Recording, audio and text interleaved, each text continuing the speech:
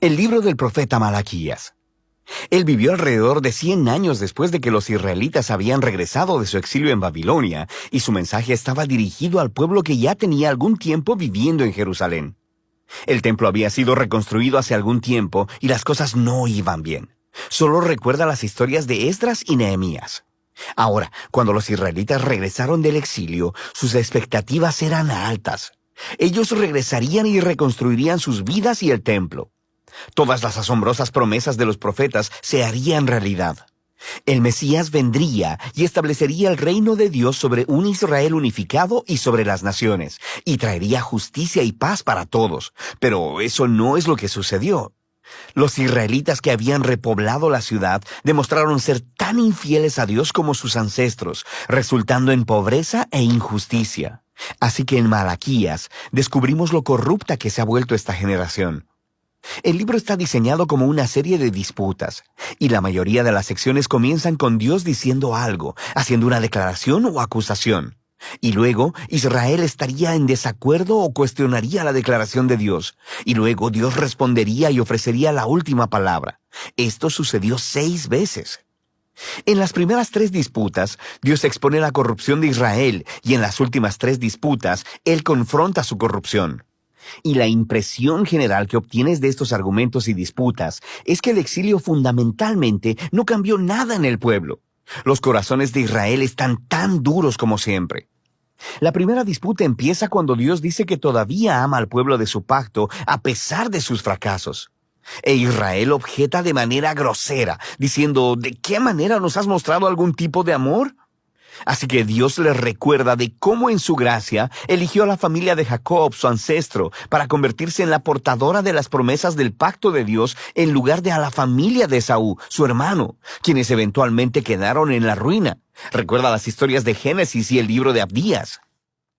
Así que desde esta primera disputa, Israel se expone como suspicaz, dudando del amor y la fidelidad de Dios.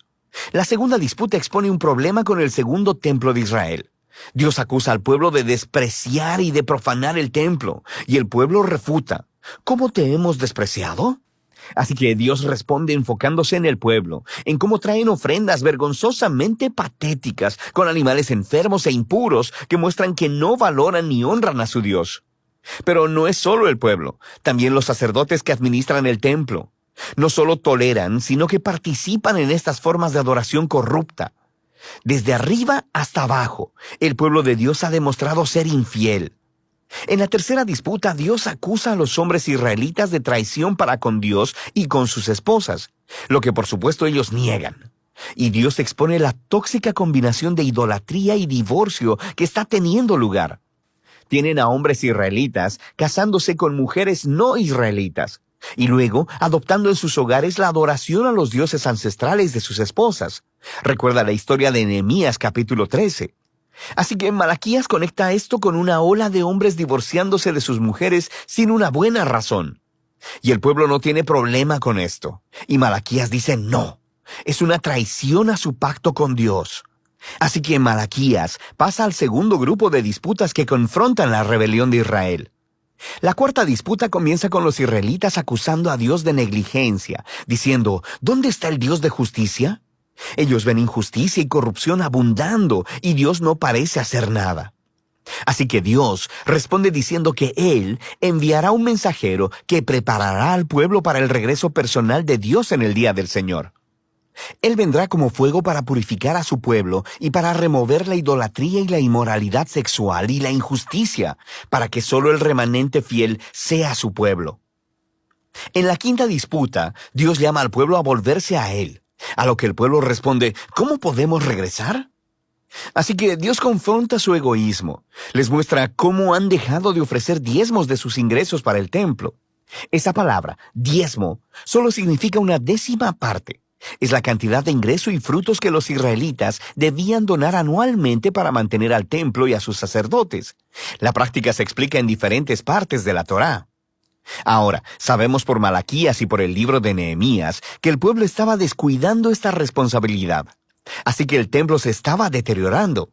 Y Dios los confronta. Él dice que quiere bendecirlos con abundancia, pero solo si ellos van a ser fieles. En la disputa final, el pueblo acusa a Dios y dice que servirle no tiene caso. Ellos observan a los malvados y orgullosos teniendo éxito en la vida y Dios no hace nada.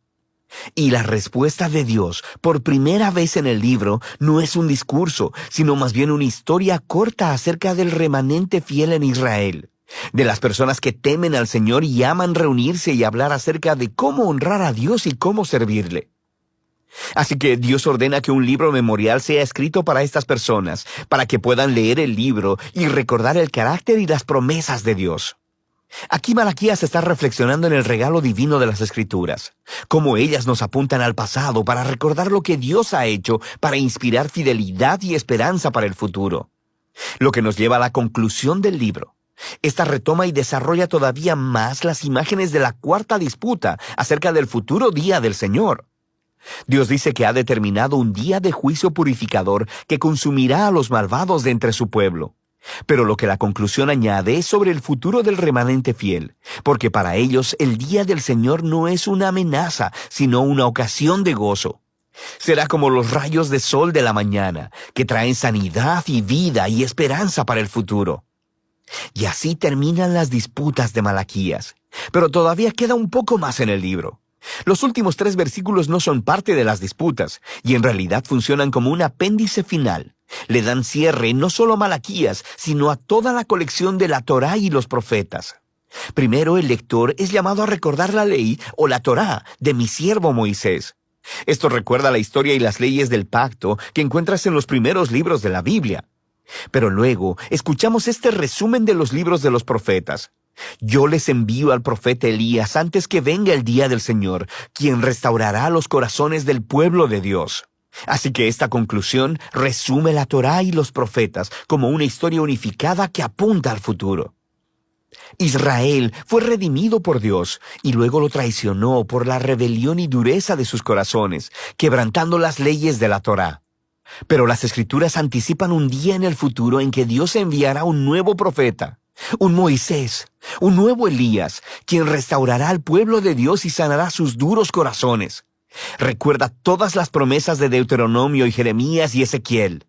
Así que este apéndice final presenta las Escrituras como un regalo divino para leer, meditar y orar. Nos dicen la verdad acerca de la condición humana, acerca de nuestro egoísmo y pecado. Pero también anuncian la promesa de Dios de que un día Él enviará un mensajero y que luego Él se presentará personalmente para confrontar la maldad, para restaurar a su pueblo y para traer su justicia sanadora. Y de esta esperanza futura tratan Malaquías, la Torá y todos los profetas.